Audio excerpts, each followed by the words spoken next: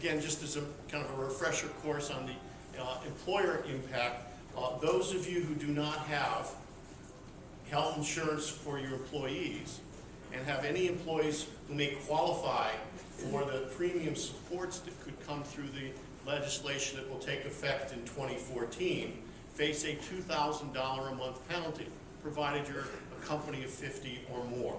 That $2,000 a month penalty may put many of you as businesses in jeopardy if you can't find a way to cover that kind of cost. Clearly, $2,000 an employee is less than the cost of health insurance for those employees, so you may find that the employees still don't have health insurance from you, but you're paying more money and having to raise your prices, or if you're dealing with Medicaid, to find some way to cover that kind of a cost. So this is a serious issue for home care businesses. Private duty services, Medicaid services, and the like. And this is on the books to take effect in 2014. They call it the individual mandate. And it's a means-tested kind of an approach that they will have. Some employees will either have to have health insurance or pay a penalty, or some will qualify for a subsidy to help them buy the insurance, or may qualify for Medicaid without additional cost. So both employees and employers are going to be impacted. Now, an employee who's going to be impacted by this may choose to go underground if they don't have health insurance from their employer. So where does this take us? But it's become a very, very big political issue in Washington, as I'm sure you're all aware. The House of Representatives is controlled by the Republicans. They led an effort to repeal the Affordable Care Act, as it's known. The ACA was in the target sites long before it became law, but remained so when the Republicans took over the majority in the House in 2010, and took it over based upon concerns about the Affordable Care Act and the impact on employers as well as the impact on individuals.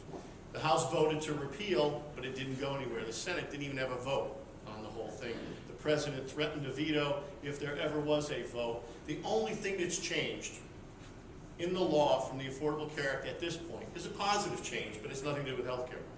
There was a provision in that legislation that would have raised revenue by requiring companies to have a 1099 issue every time they spend $600 or more on goods and services. If Medicare is totally restructured into a premium support by your commercial insurance side of things, that may be a benefit for some private pay home care companies, because Medicare coverage for home care services may diminish, but people still want to stay home and will dig in their own pockets for it. Hard to say exactly what that outcome will be, but 2013 is what we're all looking at as the big year for healthcare reform activities.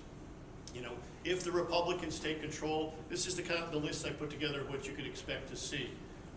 Focusing in on tax credits to individuals, eliminating the employer and the individual mandate, doing some sort of reforms on health insurance, selling plans across state lines, developing purchasing cooperatives, and then the big one, and this is where Paul Ryan, the chairman of the House Budget Committee, comes in and says, you know, let's basically stop Medicare as it currently exists as an entitlement program, give people an amount of money that's means tested to go out and buy health insurance on their own in the commercial market.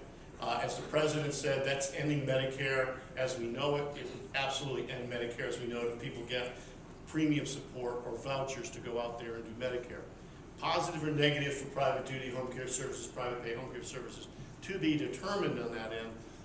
My own personal belief is that if you diminish Medicare home health services, you do negative to private duty, private pay home care services. It's not that people dig in their pockets to do what Medicare would otherwise have done. You know, Medicare, I think, creates a foundation that offers private duty home care businesses the opportunity to fill in some gaps, to bridge some things, to offer supplemental services and the like in a positive way.